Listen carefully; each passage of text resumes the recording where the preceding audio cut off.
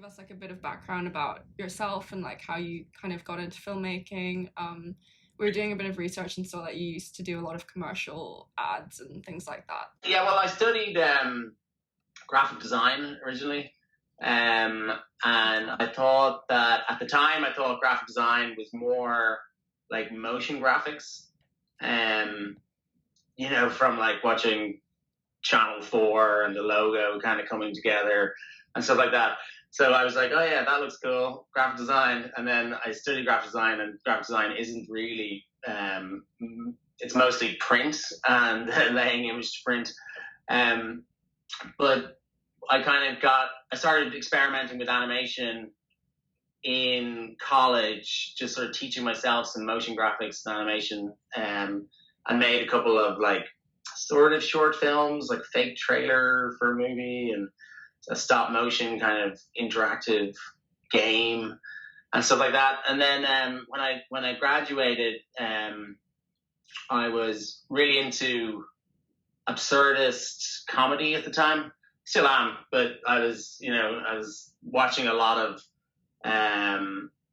American and British kind of surreal, absurd comedy, and I was watching a show called Innovations, which is like it was like a fake shopping channel comedy show, and I got in touch with the creators of the show, who are Zeppotron, in London, and I asked if I could just get a job doing whatever they had going, and they were starting to make comedy content for the very first video mobile phones that come like preloaded with content. So I ended up getting a job with them and doing some, like I was a runner first, and then I was editing their comedy stuff, and then I was shooting. They gave me like a camera course, and I started shooting some sketch comedy on like a PD-150, which is like a mini DV little camera, and doing like motion graphics intros to the sketches and stuff like that. And that company actually ended up making Black Mirror much later, Charlie Brooker's company. And then I moved back to Dublin. I kind of had started creating like sketches myself with my friends as well, and borrowing equipment from work, and I'd fly back to Dublin and make stuff with my friends. And I realized that I preferred not working for anybody. So I started a small company just to make my own stuff really, and started applying for like writing short scripts and applying for funding to try and get stuff made. And then my first short film that had a budget was called Changes. It's about like two caterpillars who are in love, and they, after metamorphosis, they emerge, and one of them has turned into a cow, and she won't, well, not a cow, actually, like an unpleasant butterfly, and she's really mean to the other butterfly, and they break up. Anyway, it was kind of a little 3 minutes short film, and it did well. It won some festivals, and it played around the place, and I got to make more, and I got funding for another short film called Defaced, and I was putting everything I was doing online on the internet, and it was at a time when YouTube was really just kind of ramping up its content. That wasn't just kind of user generated stuff. It was like they were trying to get short films and stuff like that. So a lot of people ended up seeing the stuff that I was making, and then ad agencies got in touch saying like, we've got a script, would you direct a TV commercial in this style? And so then I started doing some TV commercials and music videos and that kind of thing. And yeah, so it was kind of an organic transition from graphic design into filmmaking. And I think like feature films, once you start making films, and if you're interested in films, you can't kind of help but want to make a feature film, because it's a big, challenging project to try and create an entire movie. So yeah, that's what I'm doing at the moment. So I think Vivarium came out in 2019, was it? So was that how do you think the meaning of Vivarium has changed since its launch? Kind of with reference to the pandemic and like self-isolation and people's views of the future. Yeah, super weird. Yeah, we premiered at Cannes in 2019. No, yes, and then it was coming out like in March. Like it was, I was in France.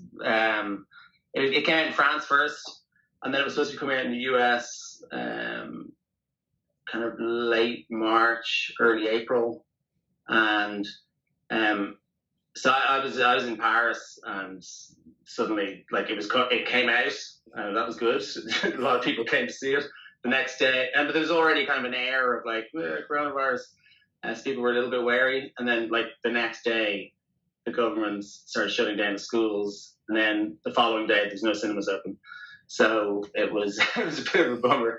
And then like I planned on doing a US promotional thing with Jesse and Imogen, and then all the cinemas in the US closed down. That was all cancelled. But in a weird way, well, I was lucky, first of all, to got to make the film, and it had like goods. I got to travel a lot with it, at festivals and all that kind of thing. But then it took on this other life of its own, where it was like people were watching it during lockdown. A couple stuck in a house with a child was driving them crazy, not being able to go anywhere. Jesse's character, Tom, contracts a mysterious illness that starts with coughing, dies. There's a book showing like some sort of strange virus that seems to be dividing into boy and girl, with this child in the middle. So there was all these weird coincidences. In some ways, like if you're interested in collective consciousness, with humans all sharing similar ideas and thought patterns, then maybe it was inevitable that we were going to make this film and be released for people to watch during quarantine. So yeah, it's certainly interesting. I mean, I'd never get to see it from that perspective, because I'd already, when you make a film, you never really get to see it as an audience member would, and then even the kind of experience I'd have of seeing it wouldn't be the same as somebody seeing it in lockdown as a completely fresh thing. But yeah, I mean, did you guys see it during lockdown? We did, yes. Was it weird? I think it was kind of like April or May. So right, yeah. Yeah, it must have taken on a whole other meaning. But I think maybe it did no harm in a way, because it's quite existential in a lot of regards. So I imagine people had time to think about their life and the future and what they would like life to be, perhaps, while they are stuck at home. So some of the interviews that we read that you've done before, you mentioned quite a bit about Irish folklore in your film. How do you think,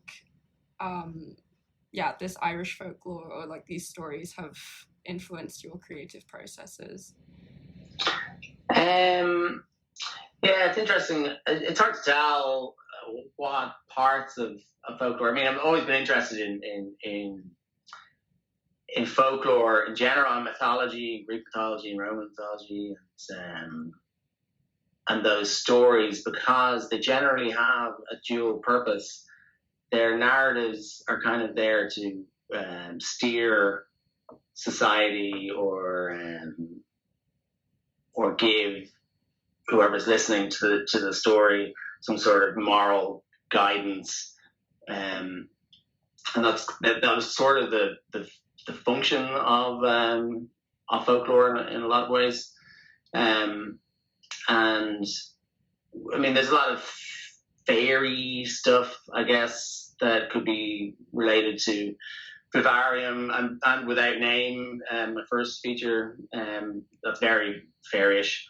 But like Irish fairies aren't really, like Tinkerbell or anything. It's much more of an idea where nature is an entity in itself, and it sort of manifests as the fairy, F-E, rather than F-A. So it's like fae, and there's, there's ideas that they live under hills and all this kind of stuff. So, I mean, I've seen people, draw parallels between Martin and some sort of, and the boy being like a changeling or something, and fairies living underground. I mean, maybe subconsciously there is an element of that, but it wasn't put into the film as some sort of Irish folklore. But at the same time, I think our role, Garrett and I, the screenwriter, worked together at creating these stories that could be, we'd like to be, them to be considered as modern folklore, because obviously the means of telling stories now is different to how they were, like people sitting around a fire with, no electricity. Now you can have an audio visual story being told, and it can be, it's still folklore essentially. So yeah. Are there any futuristic concepts you've integrated into your films? Like, I guess folklore is from the past, right? But are there concepts to kind of enhance this like dystopic theme? Like, where did they come from? These kind of like parallel universes. I know in like that ending scene, there's the concrete where they go under. Yeah, where they go under and stuff like that. Yeah, I mean, like with Vivarium, I was influenced a lot by art and architecture and film. So, like, there's actually, I think the idea of lifting up the curb, I think, came from like a Banksy painting. I'd seen with like. I think there was like a maid sweeping, like lifting a curtain on the side of the street and sweeping stuff underneath, which we sort of drew a parallel between what's underneath, what's behind, what's the kind of machinery that's driving a consumer capitalist society is never something that we really see, and it's sort of behind the curtain. So I think that's where that idea came from. But yeah, I mean, like I was influenced by people like Roy Anderson, David Lynch's films, Todd Haynes' film Safe.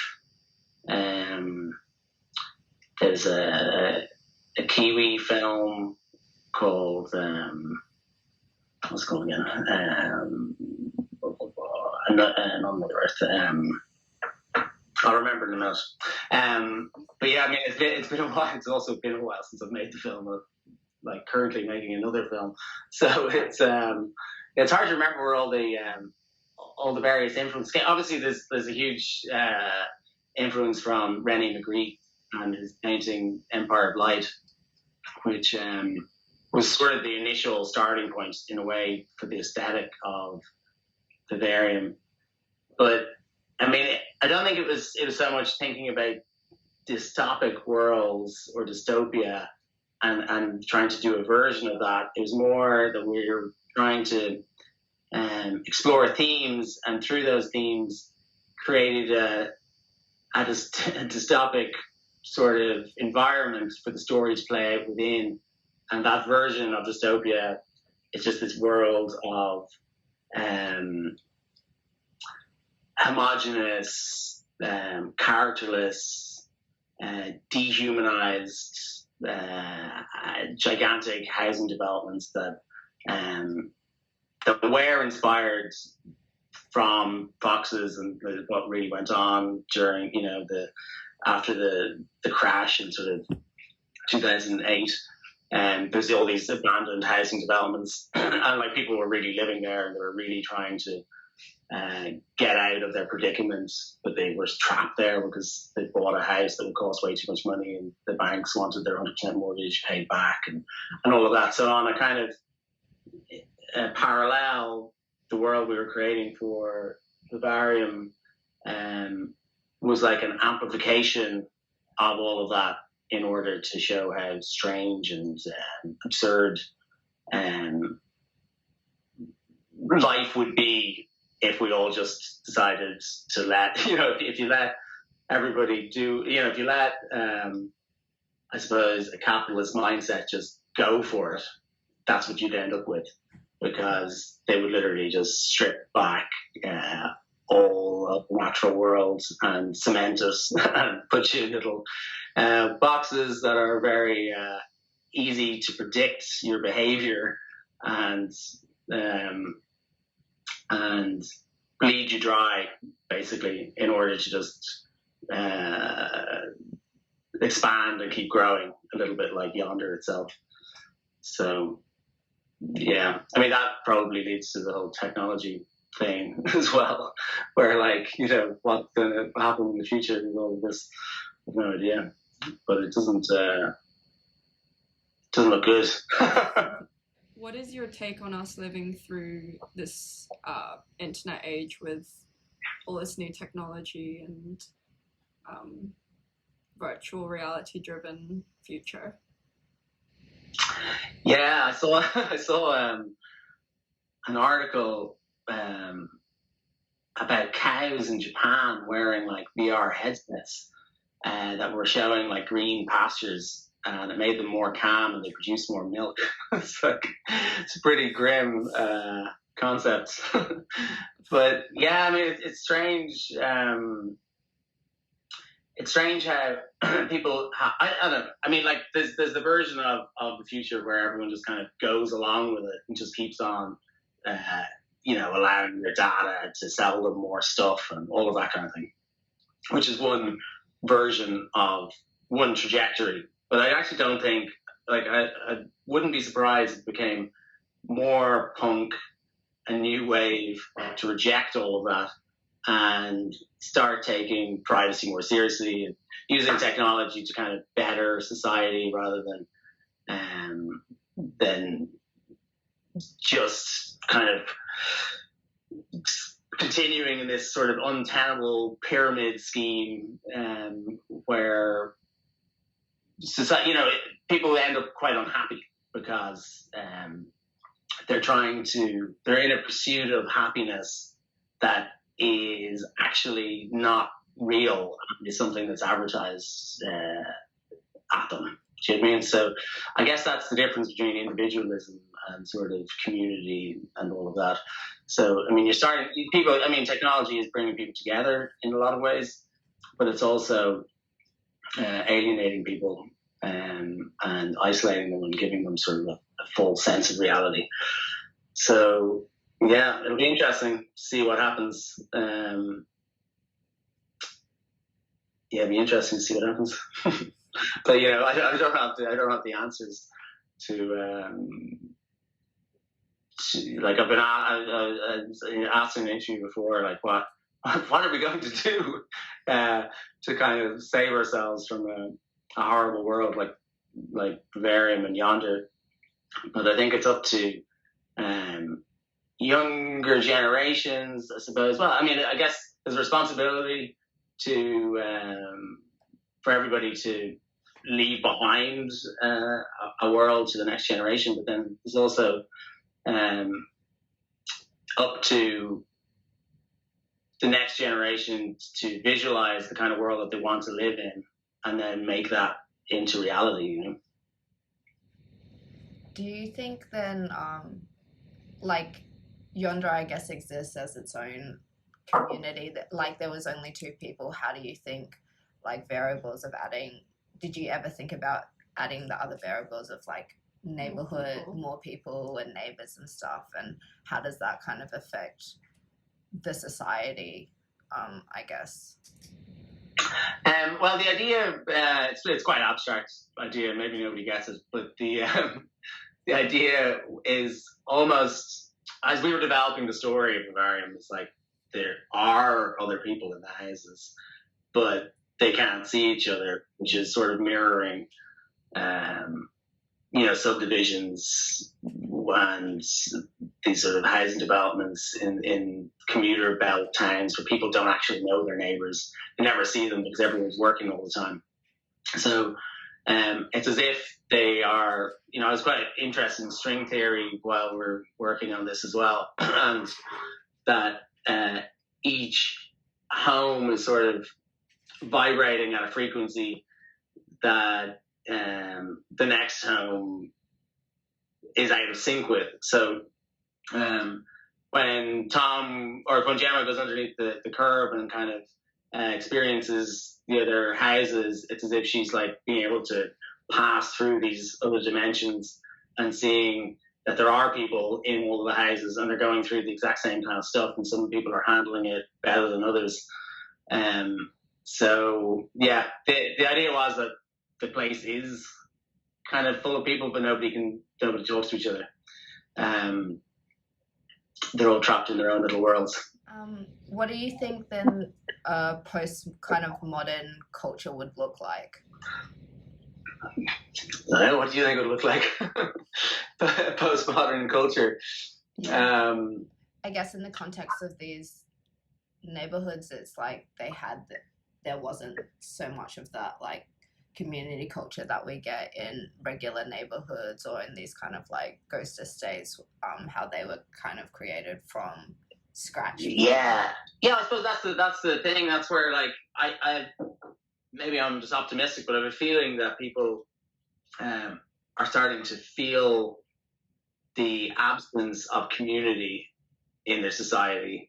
And I think that even during the whole lockdown, people are starting to notice and appreciate the smaller things like that, like knowing some, the people down the road and your neighbor and spending time locally and shopping locally and all of that kind of thing. So, I mean, maybe that could be a positive takeaway from the whole pandemic, that there's sort of more of a veering towards a respect and admiration and desire for community, rather than pre-pandemic we were in a world where it was everyone, I suppose, was so busy working and trying to reach these goals that are kind of maybe impossible, not spending enough time to just like enjoy life and see their family and friends. So yeah, I mean, I'd like to think that a postmodern society is more focused on community and producing local products and supporting local community, and less about giant corporations sort of owning everything. And because that's, like, I don't know, even like 20 years ago, if you go traveling, each city felt quite different, different shops. I remember people like would come back from France with H&M clothes, and you're like, oh, cool, H&M. You can only get that in France. Whereas now, like, every high street is pretty much the same. Like, everywhere in the world has the same stuff, which makes it all a bit boring, So it'd be nice to see less of that and more choice and more spontaneity and more local based business.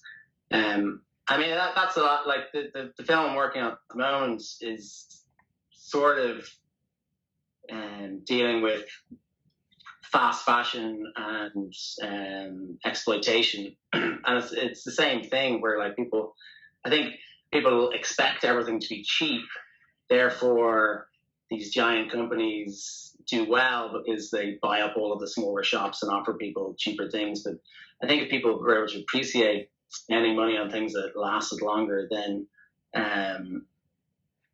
community business would do better. and everyone would probably be happier.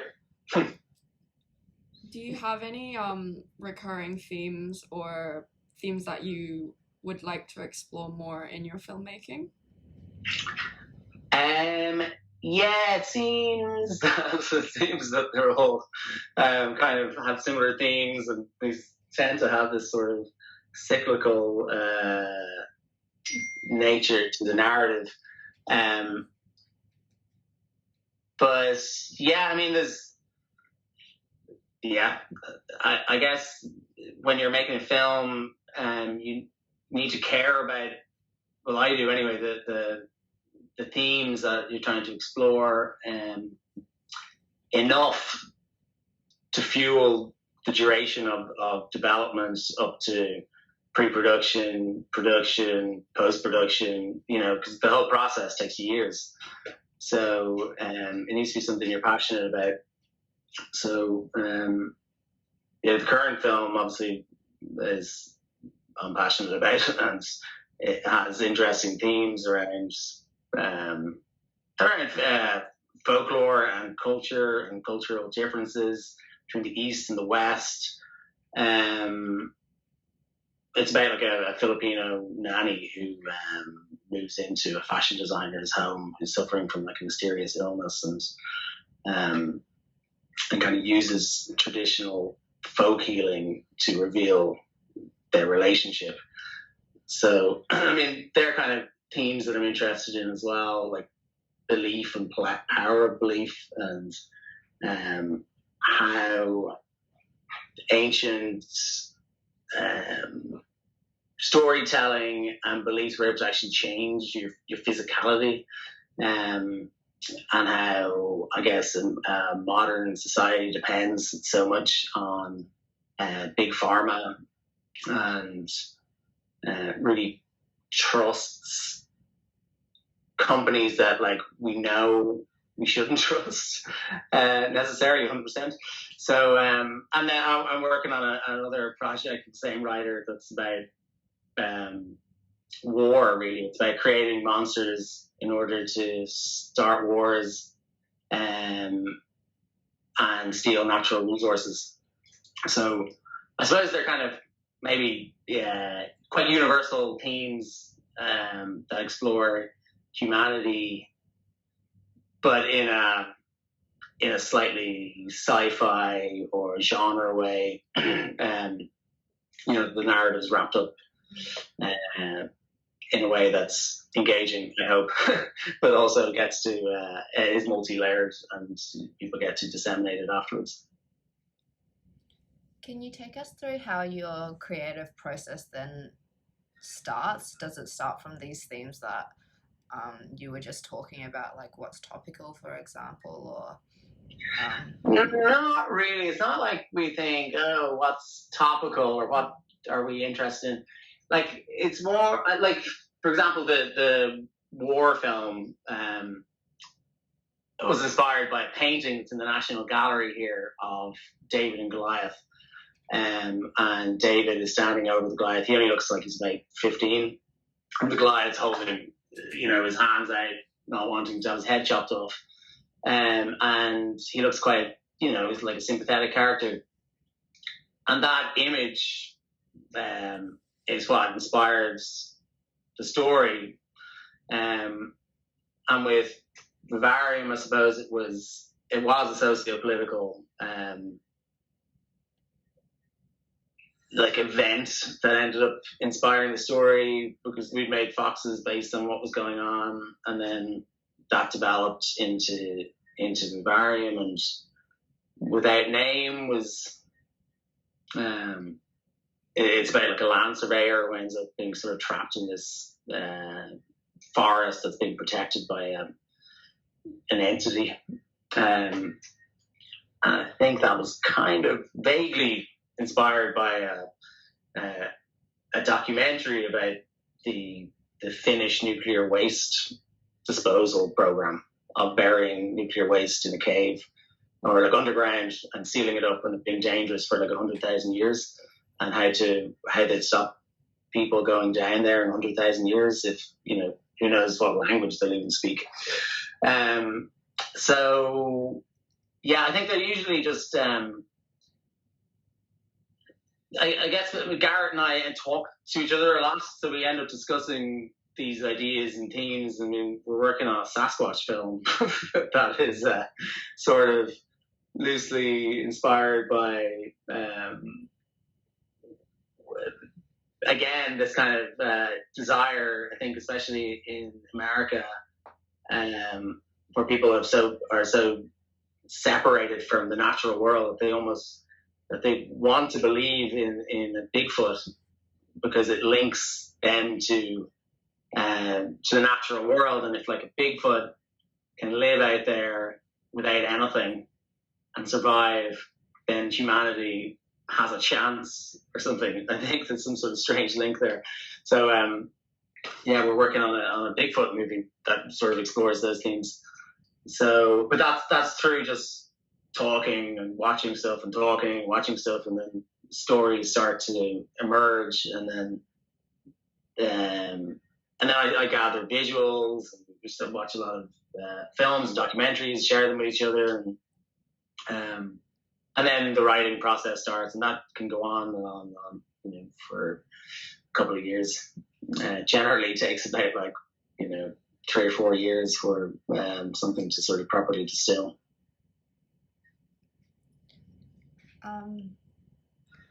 Would you say there's any kind of it's period in history or artists that you feel most kind of inspired by or kind of nostalgic for, would want to explore even more in the future?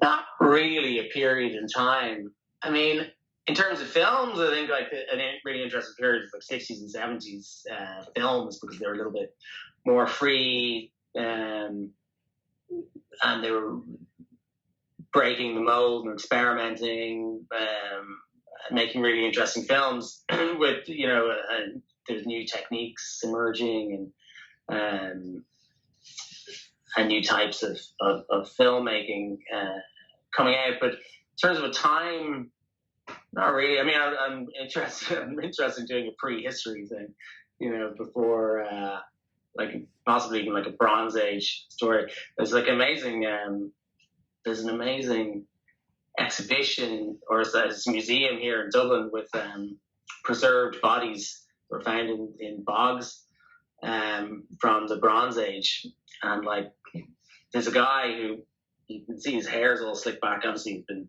preserved for thousands of years, but he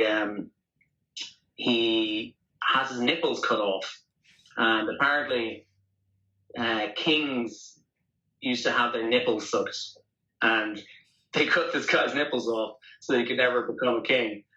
And it's an interesting story in there somewhere. Strange times. Kind of like a off-the-cuff question, what elements do you think make up a dystopian society? And how do you kind of integrate that into film? Yeah, I mean, I think that, ultimately, dystopia, I suppose, is the opposite of utopia. And I think a lot of that comes from the feeling of dehumanization, and lack of control, lack of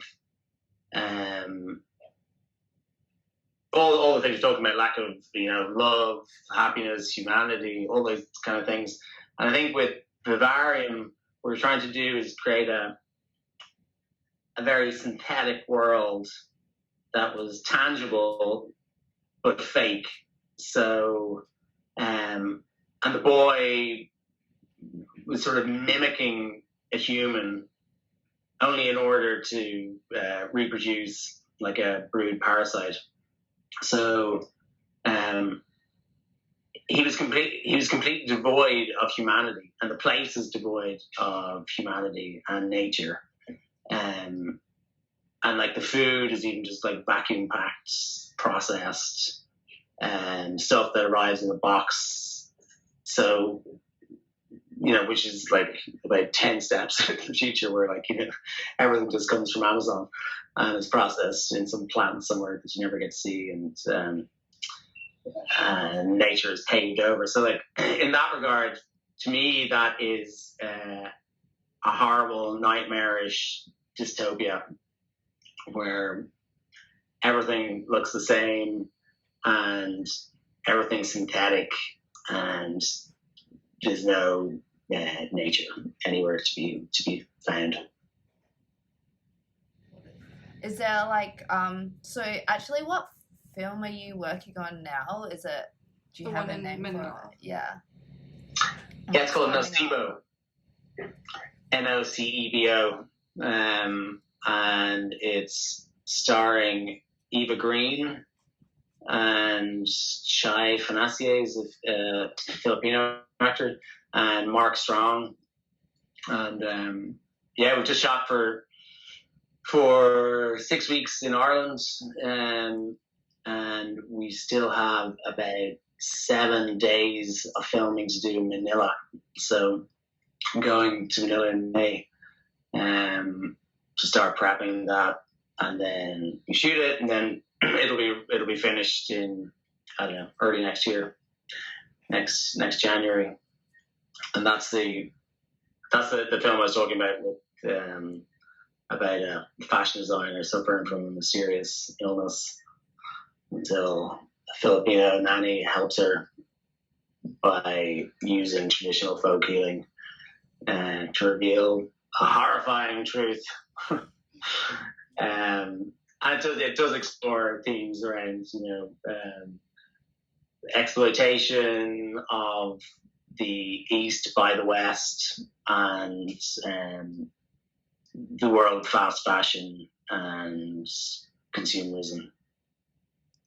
But it's also quite supernatural and definitely has an element of the psychological horror to it. We're looking forward to seeing that too. Yeah, it's looking good. Yeah. I think that's everything that we wanted to ask for the article. Thank you so much for taking the call. Yeah, no problem. Thank you. Thank you. Great, cool. Yeah, lovely to meet you both. Lovely to meet and you. Best of luck with the magazine. Sounds cool. Thank you. Thank you. Bye. All right. Bye. Bye.